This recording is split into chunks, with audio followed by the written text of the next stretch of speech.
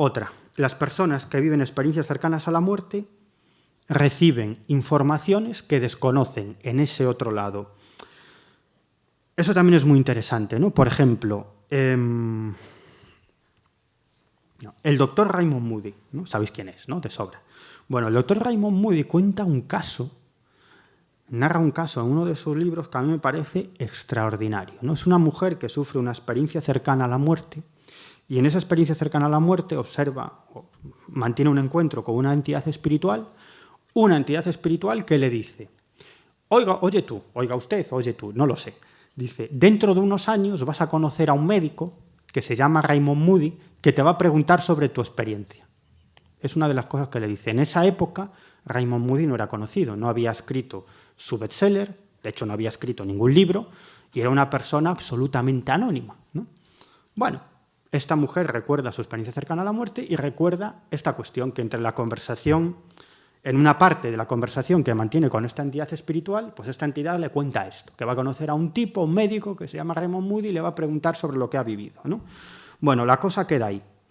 Y en el año 1971, años antes todavía de que Raymond Moody publicara su bestseller internacional, el hijo de Raymond Moody, un chaval en esa época, un chaval pequeño, de corta edad, de 6 o 7 años, 8 años, pues decide hacer una travesura y se dedica a tocar los timbres de todo el vecindario, ¿no? El chaval va por ahí tocando los timbres, ¿no? Y toca el timbre de esta mujer, ¿no? Y esta mujer abre la puerta y se encuentra con el chaval. Y a la mujer le hizo tanta gracia, ¿no?, el desparpajo del niño y lo que estaba haciendo, que empezó a hablar con él. Pero, chico, ¿por qué haces esto? Tal. Bueno, empezaron a hablar. Y le preguntó, ¿cómo te llamas? ¿No? Y el niño dijo, Raymond Moody. Entonces esta mujer recordó y dijo, ¿tu padre no se llamará Raymond también? El niño dice, sí. Y dice, pues dile a tu padre que venga a hablar conmigo, ¿no? Y así es como Raymond Moody accede a este caso. Joder, no me digáis que no es interesante, ¿no? No me digáis que no es interesante. Bueno, esta mujer se llama Mary Neal, ella es cirujana ortopédica, es americana, es estadounidense, y ella sufrió un accidente, ella practica el kayak, y sufrió un accidente de kayak en Canadá. Estuvo 14 minutos bajo el agua y sufrió un proceso de muerte clínica. Vivió una experiencia cercana a la muerte, y en este caso no durante la experiencia cercana a la muerte, sino en su recuperación hospitalaria, recibió la visita de una entidad espiritual, ¿no? Una entidad que le reveló varias cuestiones sobre el futuro, sobre su futuro. Y le advirtió que ella había regresado a la vida por una cuestión fundamental, porque su misión consistía, dentro de unos años, en cuidar a su marido y reconstruir la unidad familiar, porque su hijo, cuando cumpliera 18 años, iba a fallecer. Imaginaros, ¿eh? A mí me parece incluso un poco cruel, ¿no? Un poco cruel. ¿Qué necesidad hay de saber esto, ¿no? Pero así ocurrió. Su hijo cumplió 18 años y no falleció. Cumplió 19 y no falleció. Y esta mujer pensó, bueno, quizás todo ha sido fruto de una alucinación. Pero poco después fallece en un accidente de esquí a los 19 años, ¿no? Y por supuesto Mary Neal está convencida de que alguien del más allá le advirtió sobre algo que le iba a ocurrir a su hijo murió en un accidente de esquí, y que efectivamente su misión en la vida era reconstruir esa unidad familiar y cuidar de su marido. Es lo que os decía antes, ¿no? Muchas de esas personas que viven en una ECM regresan con una sensación de misión, pero no una misión grandilocuente, no en un convertirse en un líder político mediático, sino en cuidar a la gente de su entorno familiar o de amistad, ¿no? Bueno, Gloria Rey es otro caso también muy interesante. Ella vivió una experiencia cercana a la muerte durante una intervención para extraerle un tumor de uno de sus pechos, ¿no? Ella vivió una experiencia cercana a la muerte de enorme riqueza, ¿no? Y además también con ciertos elementos humorísticos, ¿no?, que son muy característicos también de las experiencias cercanas a la muerte. Ella dice que vio a un montón de familiares fallecidos, ¿no?, que empezaron a abrazarla y empezaron a decirle, ¡qué bien, Gloria, que ya has venido! ¡Qué bien que ya estás con nosotros! ¡Te vas a quedar con nosotros! ¡Qué bien vamos a estar aquí!, ¿no? Eso me contaba Gloria, ¿no? Entonces aparece una entidad espiritual que ella describe como una especie de Jesucristo, decía, muy guapo, ¿no? Decía, guapísimo, un chico, guapísimo, me decía, ¿no? Y esta entidad espiritual que iba como con una especie de túnica, dice, no puede quedarse, tiene que regresar porque tiene cosas que hacer. Y los familiares le decían, que se quede, por favor, que se quede. Y dice, no, tiene que regresar, ¿no? Bueno, efectivamente, luego cuando en el proceso de recuperación, el cirujano que dirigió la intervención quirúrgica la fue a ver y le dijo, Gloria, tengo que contarte algo, menudo susto nos has dado. Dice, ¿por qué? Y dice, oye, la operación iba genial, todo muy bien, y de pronto se te paró el corazón. Dice, pensamos que te nos ibas. Dice, volviste de milagro.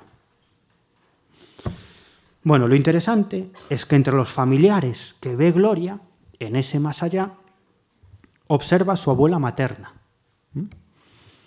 A su abuela materna, que solo conocía por foto. Había visto alguna foto de su abuela materna, pero una foto ya de anciana, ¿no? Pero ella dice que eran los rasgos de su abuela, pero mucho más joven, ¿no? Que en vez de tener 70 años, como aparecía en las fotografías que ella había visto, pues era una mujer de 30 y tantos, ¿no?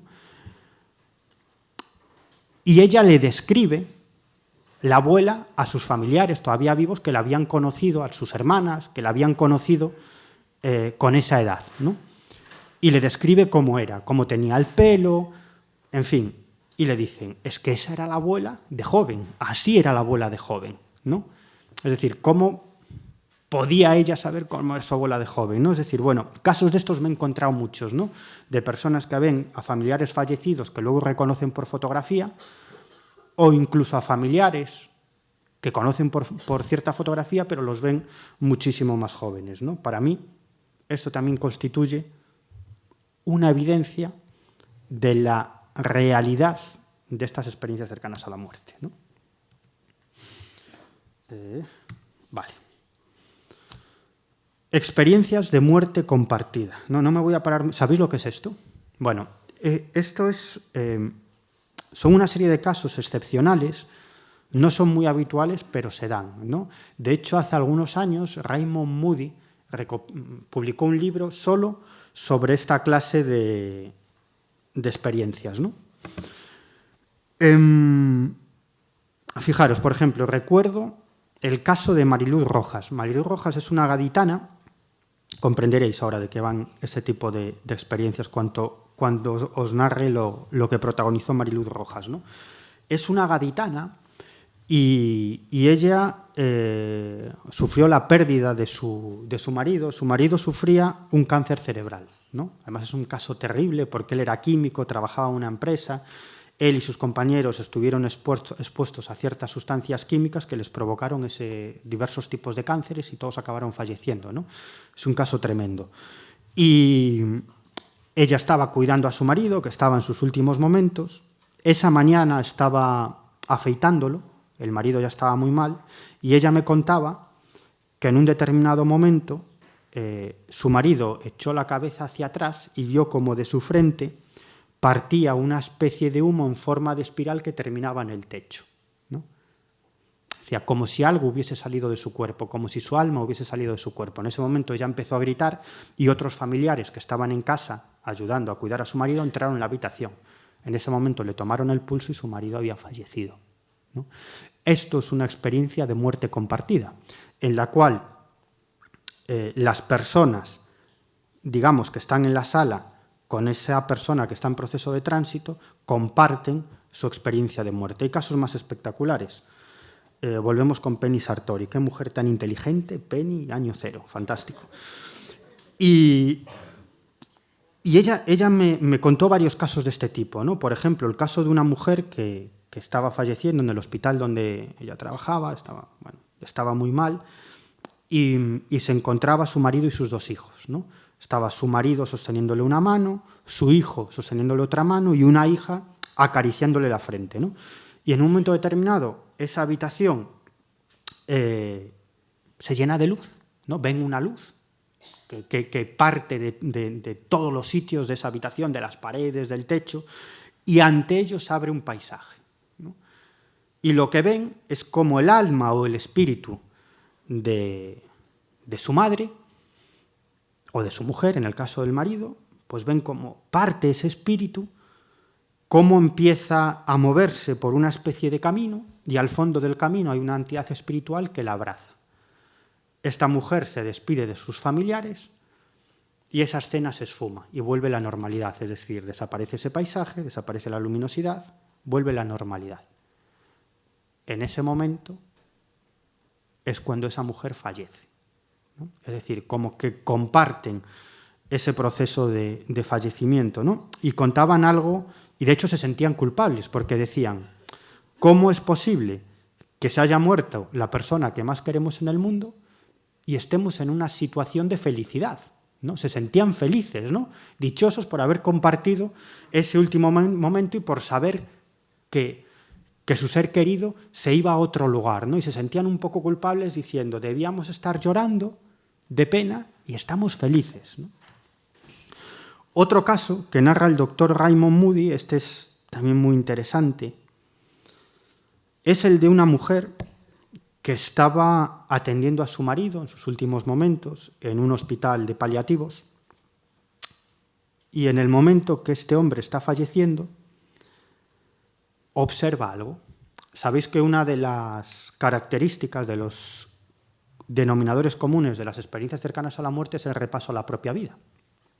Es un elemento muy interesante, fascinante, porque la persona, la conciencia, el alma, el espíritu, como lo queráis llamar, rememora toda su vida, pero hasta el más mínimo instante, desde su nacimiento hasta su muerte. Y vive o experimenta en propias carnes, o en este caso en propio espíritu, los efectos que han generado cada una de sus acciones en la vida, tanto positivas como negativas en los demás, ¿no?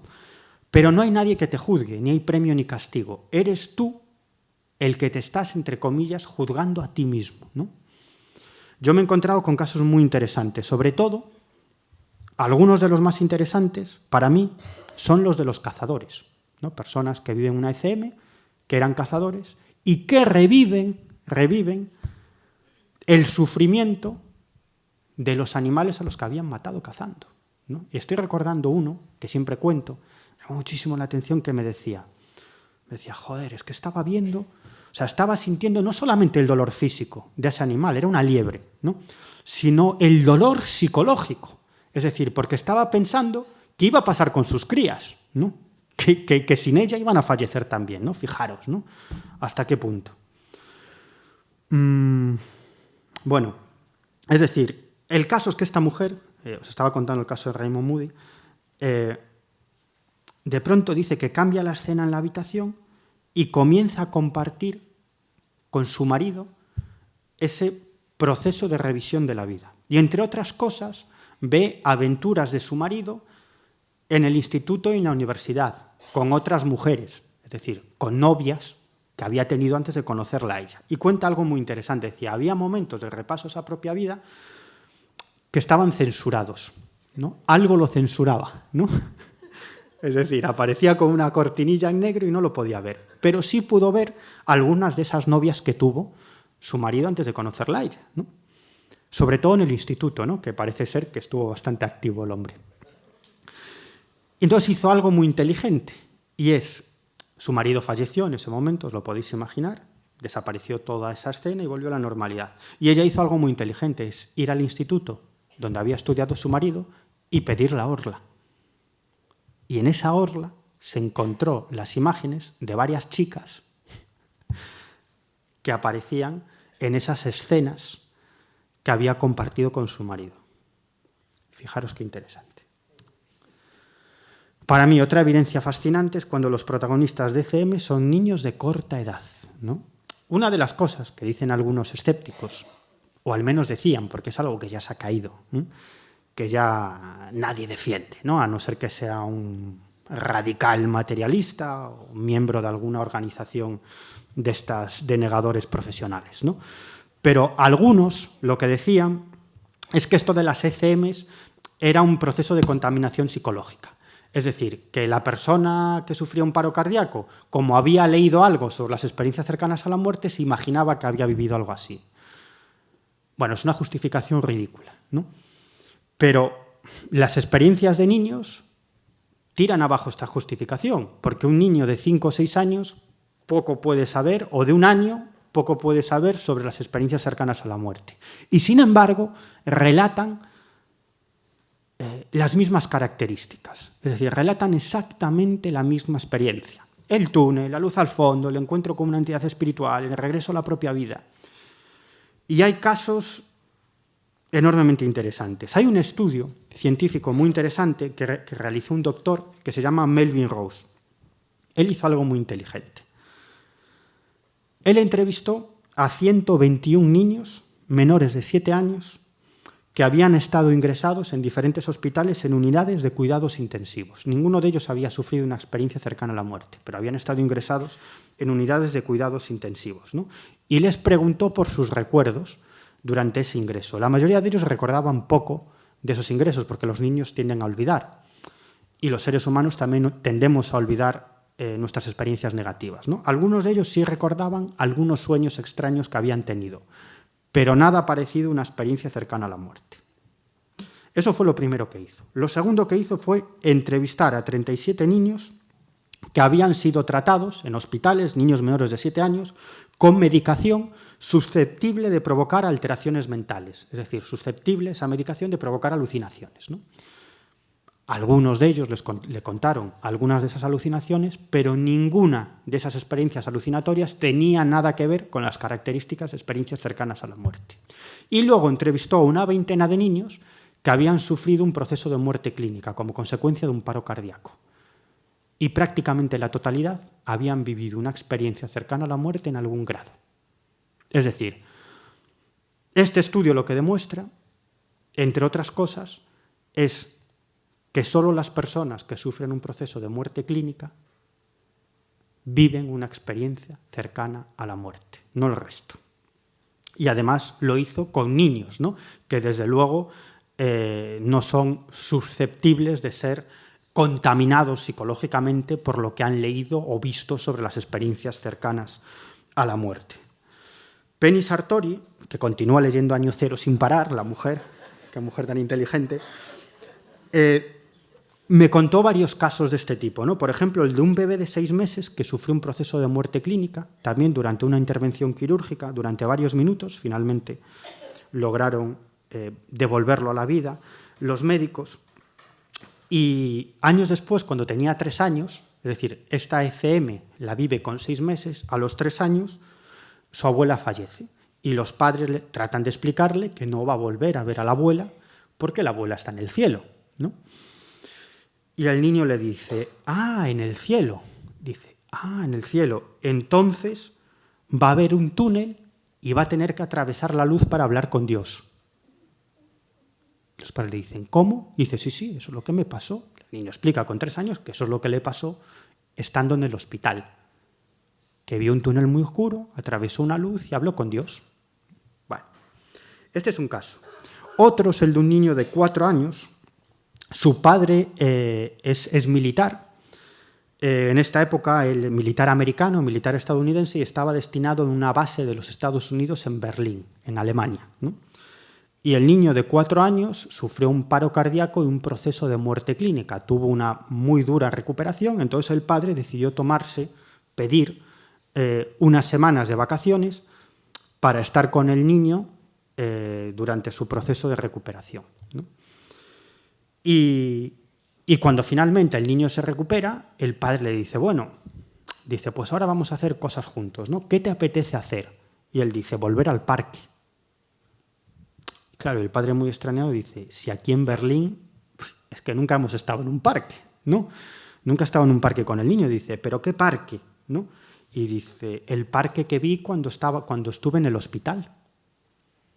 Dice, ¿cómo? ¿Qué parque viste? Dice, sí. Dice, vi un túnel muy negro, le cuenta al niño, ¿no? Con una luz. Y cuando pasé la luz, dice, vi un parque repleto de columpios, con niños jugando, pero había una valla de madera blanca alrededor. Y cuando iba a saltar la valla, dice que apareció un hombre muy luminoso, decía muy bueno, muy bueno, muy bueno, que le dijo a este niño que todavía no podía entrar al parque a jugar, que no podía pasar y que tenía que regresar a donde había venido porque todavía no era su momento.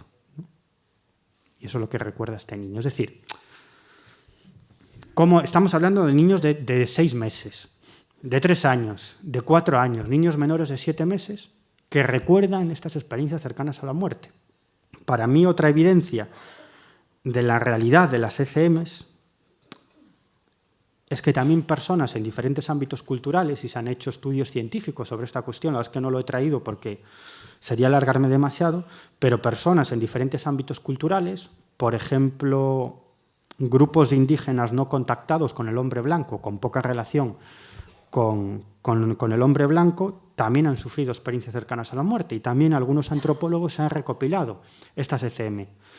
Y aunque cambia algunos aspectos, porque digamos que cada persona modifica esa experiencia cercana a la muerte, o esa experiencia cercana a la muerte tiene que ver con sus creencias más profundas, pero las características son básicamente las mismas. Una luz, el encuentro con una entidad espiritual, poco importa si es la Virgen María, Jesucristo o el dios de los Yanomamis, ¿no? Es decir, poco importa, pero es una entidad espiritual y el común denominador de todas estas experiencias es básicamente la misma, ¿no?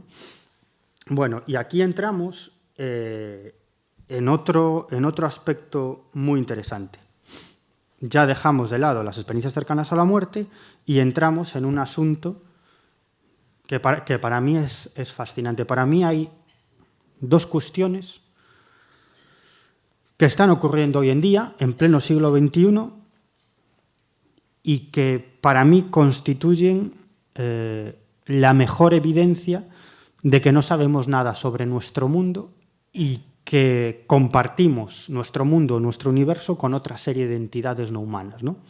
Uno de esos fenómenos es mi misterio preferido, que es el fenómeno ovni, y otro es el de la transcomunicación instrumental. Supongo que muchos de vosotros sabéis lo que es esto, ¿no? Sabéis lo que es la transcomunicación instrumental. No tiene nada que ver con el fenómeno de las psicofonías, es diferente. La transcomunicación instrumental es el contacto con otro mundo, otros mundos, a través de aparatos electrónicos. Esa relación se suele sustanciar en pregunta-respuesta, es decir, a través de equipos electrónicos se produce un diálogo, una comunicación entre las personas, los experimentadores del más acá y esas entidades del más allá. Es un fenómeno quizás muy parecido al de la mediumnidad, pero en este caso, sea lo que interacciona con nuestro mundo, queda registrado en aparatos electrónicos, con lo cual para mí tiene una validez ineludible. Bueno, pues uno de los personajes... Sí. ¿Cuánto me queda? ¿Solo? Vale.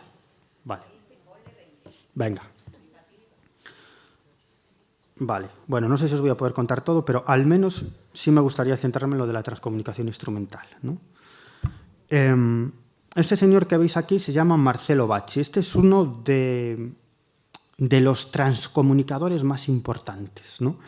Este hombre emplea una vieja radio a válvulas. Él vive en una localidad italiana, una pequeña localidad italiana que se llama Grosseto. Ya está mayor, ya no realiza estas sesiones, pero hasta hace cosa de año y medio seguía realizando estas sesiones. Bueno, no os voy a contar cómo empieza a experimentar, porque es una historia muy larga y se nos va el tiempo. Prefiero centrarme en lo que es su experimentación y en lo que son sus experiencias, ¿no? Él utiliza, como digo, una vieja radio a válvulas. A través de esa vieja radio a válvulas desintonizada surgen una serie de voces. Voces de personas aparentemente fallecidas, fundamentalmente de niños. Esto es muy interesante porque a esas reuniones, absolutamente gratuitas, claro, no cobra nada, nunca ha cobrado, esto es algo, bueno, que hace porque cree que está haciendo una labor social, a esas reuniones acuden personas que han perdido a familiares muy cercanos. De hecho, muchos padres que han perdido a sus hijos jóvenes, ¿no? Que están en un grado importante de pena y desesperación, ¿no? Y son esos seres fallecidos los que aparecen a través de la vieja radio a válvulas y llegan a mantener conversaciones con sus familiares fallecidos. Normalmente, en estas sesiones aparece primero una entidad espiritual a la que han bautizado como el sabio, que ofrece una serie de mensajes y es el que va dando paso a esas entidades fallecidas que se comunican con sus familiares que están en la sala, ¿no? Bueno, sobre Marcelo Bacci se han realizado diferentes investigaciones científicas. Una de las más importantes tuvo lugar en el año 2004, cuando un grupo de investigadores, entre los que se encontraba la portuguesa Anabela Cardoso, que es diplomática de carrera, a la que he tenido la oportunidad de entrevistar en varias ocasiones, es una mujer muy interesante, que quizás algún día, no sé si ha estado, pero algún día deberíais traer, porque es fascinante, ¿no? Ella ocupó cargos muy importantes, luego os contaré su historia, ocupó cargos muy importantes en el Ministerio de Asuntos Exteriores de Portugal y cuando era cónsul general de Portugal en Galicia empezó a experimentar en la transcomunicación instrumental con un grupo de gente entre los que se encontraban Carlos Gabriel Fernández, que es un técnico en electrónica y periodista, algunos de aquí lo conocéis, es mi mejor amigo, es mi hermano, y Carlos se ocupaba del asunto tecnológico, ¿no? De la parte técnica, ¿no? Por lo tanto, sé que no hay lugar al fraude, ¿no? Y obtuvieron una serie de resultados fascinantes. Incluso las voces en algún momento llegaron a dirigirse a varios de los presentes, pero entre otros a Carlos, ¿no? Carlos, como es otra galaxia, ¿no? Yo le decía, ¿pero qué sentías cuando te llamaban? Y él decía, nada. Bueno, Carlos es así, ¿no? Es objetivo, 100%, y lo que le interesa es la parte técnica del fenómeno, pero es la persona que más sabe en el mundo sobre el asunto de la transcomunicación instrumental. Algún día también lo deberíais traer, porque él traerá voces, imágenes y un montón de cosas, ¿no? Es un tipo muy interesante. Bueno, pues en esta experimentación, en este análisis de las experiencias de Marcelo Bacci, participaban Anabela Cardoso, un catedrático de psicología que ya fallecido, que fue vicepresidente de la Sociedad de Investigaciones Psíquicas de Londres, David Fontana, varios ingenieros entre los que se encontraba el italiano Paolo Presi, Mario Salvatore Festa, catedrático de física nuclear, etcétera, etcétera, ¿no? Realizaron toda una serie de controles tecnológicos alrededor de toda la sala sobre cada uno de los movimientos de Marcelo Bacci y sobre la radio, que llegaron a desmontar y a quitar las válvulas. Y aún así, las radios seguían saliendo de esa radio. Las voces seguían saliendo de esa radio, aunque les habían quitado las válvulas, ¿no? Bueno, durante esa experimentación, las voces se presentaron, como os digo, a través de esta vieja radio a válvulas. Y en el sumum de la chulería llegaron a hablar con los investigadores en 4 idiomas. En portugués, en español, en italiano y en inglés. Y comenzaron a dirigirse a ellos, ¿no? Por ejemplo, diciéndoles cosas como «Alégrate, David», dirigiéndose a David Fontana, catedrático de psicología, «con nosotros está Johan». Johan era como se llamaba su abuelo. En otro momento le preguntan a Anabela Cardoso, ¿cuándo se compra el coche? Anabela Cardoso estaba pensando en comprarse un coche, pero no lo sabía nadie. En otro momento les felicitan la Navidad y les dicen esas voces, siempre estaremos juntos, y los empiezan a nombrar a cada uno de ellos por su nombre. En otro momento les ofrecen un mensaje que dice lo siguiente, sabemos todo de vosotros. La energía que interviene no comporta cambios en vuestra física. Es decir, les estaba diciendo, estar tranquilo, que no vais a enfermar por esto. Y les dice, no estáis en grado de percibir la auténtica realidad. Bueno, tengo ahí, os voy a poner un corte de un vídeo de una de esas comunicaciones de Marcelo Bacci, ¿no? Está en italiano, ¿no? Os voy a traducir primero al español lo que dice, para que lo escuchéis con más atención y conocimiento, ¿no? Se presenta un hijo, un chaval fallecido, se presenta ante sus seres queridos, ¿no? En este caso ante su madre, ¿no? En Grosseto, en Italia, en una de las experiencias de transcomunicación de Marcelo Bacci. Y dice, mamá, Marco. Y la madre le dice, hola Marco, ¿puedes responderme? ¿Puedes decirme si estás con papá?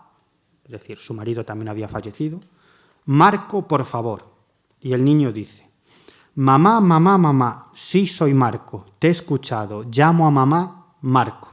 La madre le dice, adiós Marco, adiós. Besos y abrazos para ti y papá. ¿Está papá contigo? ¿No?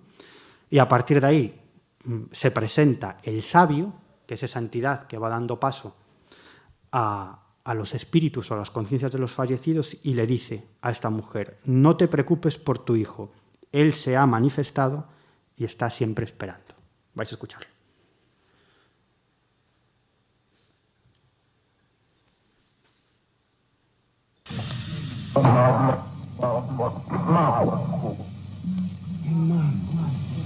Chi è Marco? Ciao Marco, non mi rispondi? Mi puoi dire se sei con papà? Marco, ti prego.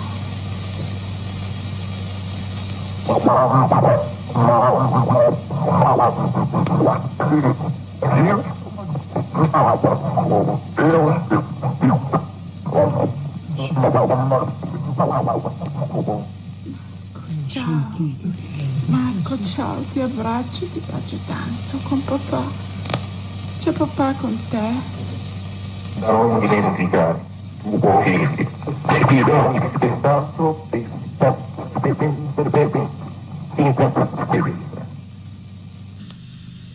Franco. Bueno, esta es una de las comunicaciones, ¿vale? Que se produce, una de las muchas comunicaciones que se produce en esa, o se producía en esa pequeña localidad italiana de Grosseto. Bueno, esto es fascinante, ¿no? Pero hay un personaje, voy a volver al Power, a ver, bueno, paso, ¿no? Bueno, a ver, lo voy a intentar, ¿no? Apple me espera, sí. Bueno, ya no nos vamos a parar, ¿qué más da? Espérate. No. F5. No, paso. Espera. Bueno, esperar. Vale, sí, F5, yo qué sé. No, espera. Bueno, esto no va, es igual. Bueno, ahí lo veis, la radio, no sé qué. Bueno, este señor que veis aquí se llama Daniel Goulart. Bueno, esto es interesantísimo. Daniel Goulart es uno de los mayores especialistas en análisis de imágenes y sonidos. Trabaja para la Judicatura italiana y él es perito, es ingeniero de sonido, y su labor de peritaje pues, consiste fundamentalmente en certificar, por ejemplo, que las voces que ha grabado la policía o un acusado de unas escuchas policiales coinciden con la voz del acusado, ¿no? Desde el punto de vista técnico, esta es su función. Él perdió una hija pequeña y empezó a interesarse por la cuestión de la transcomunicación instrumental. Él no es experimentador, pero él hace algo muy interesante, y es que, a causa de su trabajo, debido a su trabajo, tiene la capacidad de analizar esas voces del más allá y compararlas con la voz de esa persona cuando estaba en vida. Esto es interesantísimo, es decir, si tiene la voz de la persona en vida y la voz de la persona que se presenta a través de la vieja radio a válvulas, ¿no? Pues lo que hace es dirigirse a sus familiares y decirle: oye, Goulart graba esas sesiones, y luego se dirige a sus familiares y les dice: ¿tiene usted la voz de este chaval cuando estaba en vida, cuando vivía? Y las compara, ¿no? Hay varios casos fascinantes, ¿no? Os voy a contar uno, el de Chiara Lenzi. Chiara Lenzi es una chica que falleció, una de las personas que se presentó en esas comunicaciones de Marcello Bacci, y resulta que sus padres tenían la voz de Chiara cuando vivía, la voz grabada en un contestador automático que les decía que iba a llegar tarde a casa porque estaba estudiando, estaría con el novio, como suele ser habitual, ¿no? Les decía que estaba estudiando. Entonces, esa voz la tenían, ¿no? Tenían esa voz. Y entonces lo que hizo Marcello Bacci fue comparar la voz de Chiara cuando se presentó a través de la vieja radio a válvulas de Marcello Bacci, supuestamente desde el más allá, y la voz de Chiara cuando vivía. Y la similitud era de un 97%.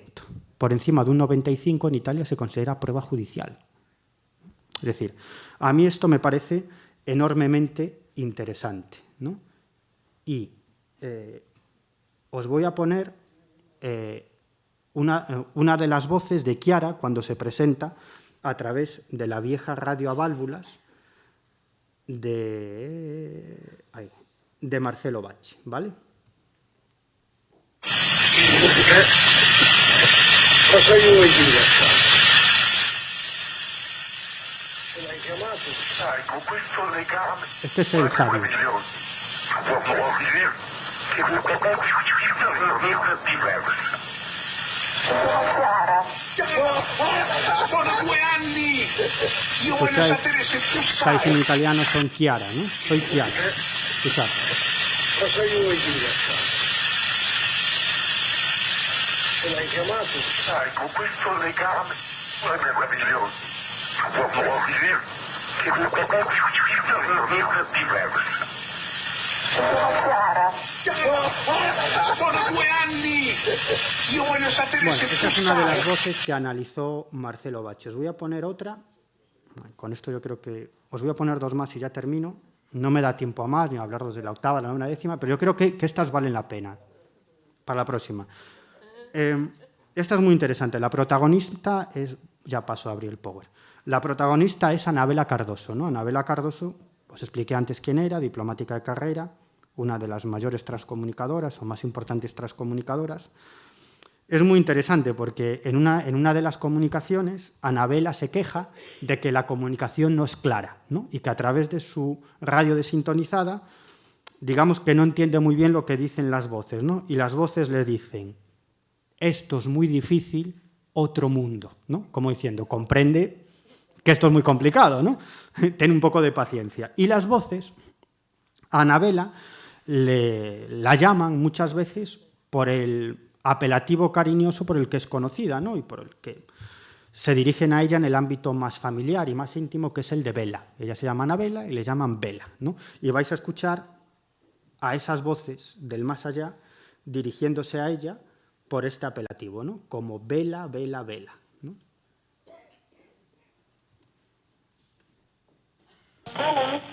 Sim, estou a ouvir. Sim?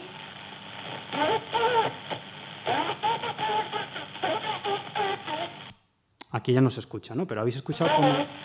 Sim, estou a ouvir. Sim?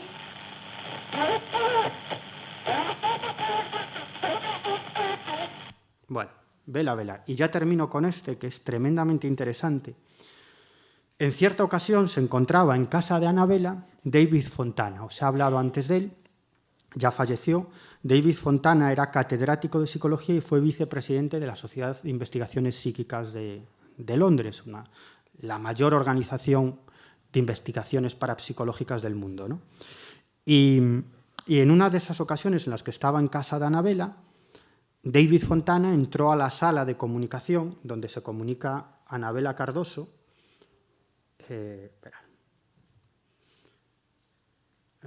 Bueno, paso. Y es que tenía ahí la sala de comunicación con Anabela, pero bueno. El caso es que él entra en la sala de comunicación y las voces empiezan a hablarle, ¿no? Y le dicen, él habla en inglés, él no hablaba español, ¿no? Y las voces le dicen, a pesar del apellido Fontana, que parece español, pues no, británico, y no hablaba ni papa de español. Y las voces le dicen, hello David, how are you? ¿No? Hola David, ¿cómo estás? ¿No? Y en ese momento David empieza a grabar, ¿no? Y le dice a las voces, can you say how are you? Es decir, ¿puedes decir otra vez cómo estás? Y las voces le dicen, how are you? Vamos a escucharlo.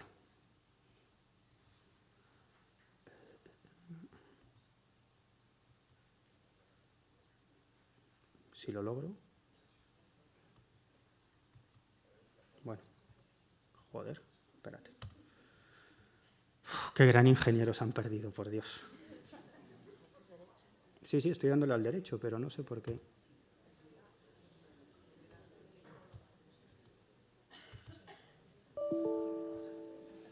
Bueno, no sé qué pasa. A lo mejor... Esperar un momentito. ¿Lo podéis emitir desde ahí? No. ¿Hay otra forma de abrirlo que no sea...? Sí, estoy dándole al botón derecho, pero no... Espérate.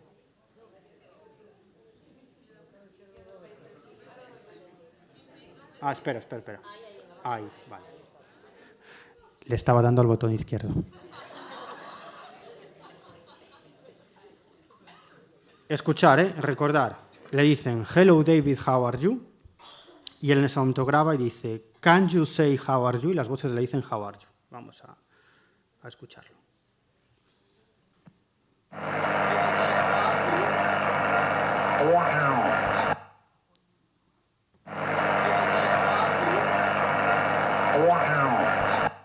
Otra vez.